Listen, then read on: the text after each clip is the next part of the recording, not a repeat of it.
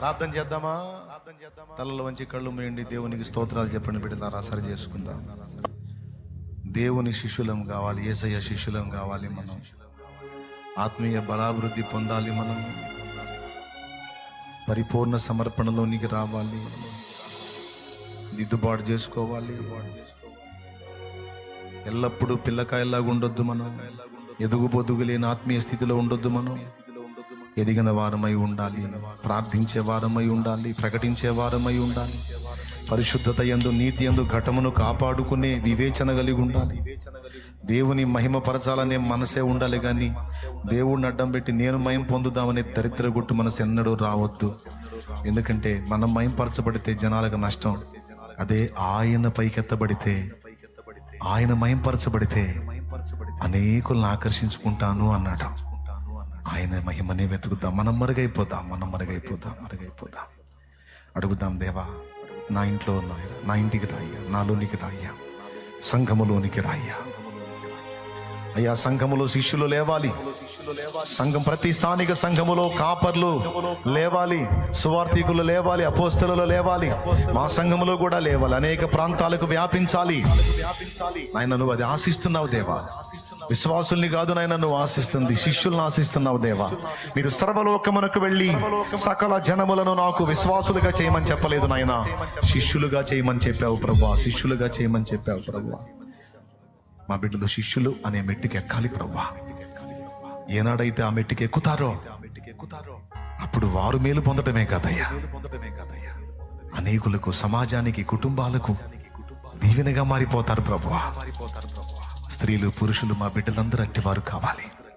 నిన్ను ప్రేమించి నీకై తమను తాము అప్పగించుకునేంత సమర్పణలోనికి రావాలి. సమస్తం అవసరమైతే నీ నిమిత్తము కోల్పోయేంత ప్రతిష్టలోనికి రావాలి.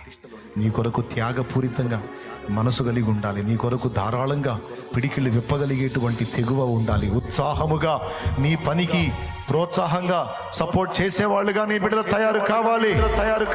నీ బిడ్డలు ఇక్కడ ఇంతమంది ఉన్నారు. ఈ రోజు, ఈ శుక్రవారం రోజు నీ బిడ్డలు ప్రతి ఒక్కరు కూడా తమ తమ ప్రాంతాల్లో చిన్న చిన్న ప్రార్థనా గుంపులుగా తయారై ఆ సమాజాల్లో ఉన్న అన్ని జనుల్ని రక్షణలోకి నడిపించడానికి నీ బిడ్డలకు ప్రేరణ, పురికొల్పు దయచేయమని వేడుకుంటున్నాం ప్రభా.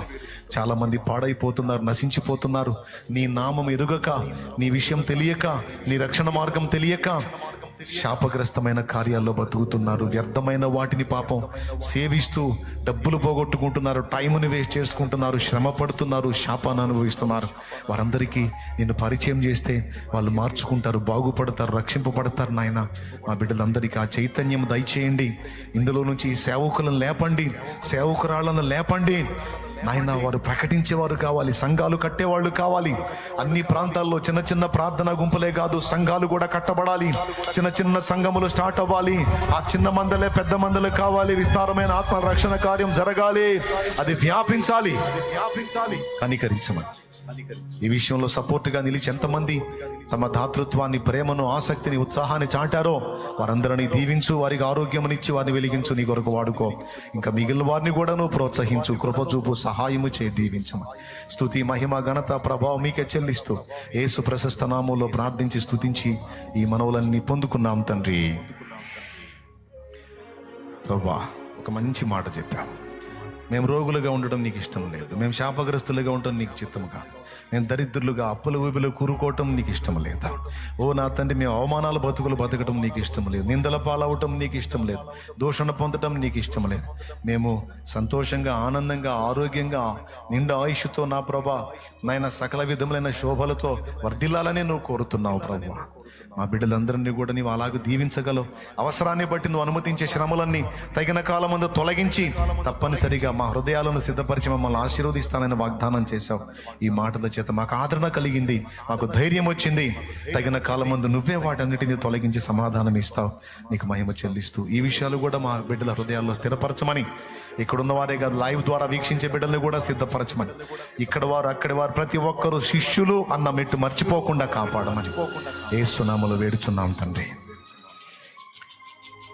మన తండ్రి అయిన దేవుని ప్రేమ, ఆయన ప్రియ కుమారుడు మనందరి ప్రాణప్రియుడైన యేసయ్య శాశ్వత నిత్య కృప, పరిశుద్ధాత్మతోడి మనోహర దివ్య సహవాసం, సమాధానం సమకూడిన మనకు సకల పరిశుద్ధులకు సార్వత్రిక సంఘమంతటికి సదా తోటి మనందరూ నిత్యత్వంలో చేర్పర్యంతము నడిపించును గాక.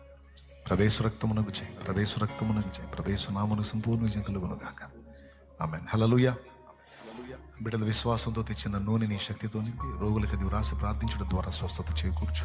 వారి రిపోర్ట్స్ మారిపోయి స్వస్థత పొంది, ఆరోగ్యం పొంది, క్షేమం పొంది, సమాధానం పొంది, వారు బలపడి ఇతరులకు సాక్షులుగా ఉండేటట్టు కృపని యేసయ్య నిన్ను గూర్చి సాక్ష్యం ఇచ్చేట్టు కృపని యేసు నామములో పొంది ఉన్నాం తండ్రి.